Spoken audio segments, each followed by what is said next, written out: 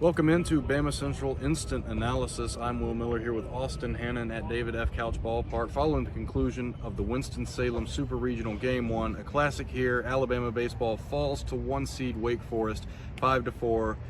Truly a back and forth game, electric college baseball game. Great way to kick off this series, but Alabama just couldn't get it done. What are some of the early adjustments that you think this team has to make with its back against the wall tomorrow?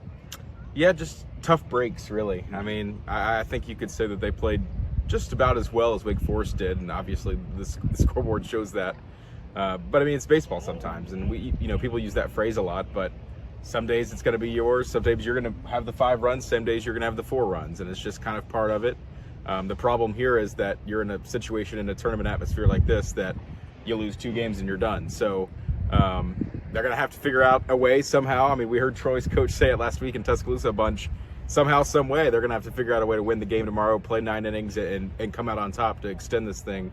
But, I mean, Luke Coleman wasn't great, but I think that you take that when, on the other side, you also got to Rhett Lauder a little bit, I mean, which you didn't really expect to happen. So you take the good with the bad. I think that they played a good baseball game, and, if this happens again tomorrow, it's just the case of, hey, this is a team that just might be better, and obviously, they got the tough break today with the check swing, controversial call that, ends up being the game-winning run after Corona hits the home run, and that's the run that wins the game. So, bad breaks, but you know what? The season's not over yet, and you've got 9 innings to play tomorrow. Yeah, 2 home runs from Caden Rose in the 9 hole was pivotal. You still got 5.2 out of Holman. Alabama threw their best punch at Wake Forest, but a big part of why today's punch didn't land was a lack of production from the top of the order. Pinckney and Williamson both went 0 for 8 combined today, and that's huge. Those are veteran bats with a lot of pop in them and a lot of ability to get on base. They have to make some adjustments at the plate tomorrow, but veteran experience, you've got to expect that they'll shore some things up and do that, right? Yeah, oh yeah. And I mean, Jim Jarvis got the 1 hit to lead off the game.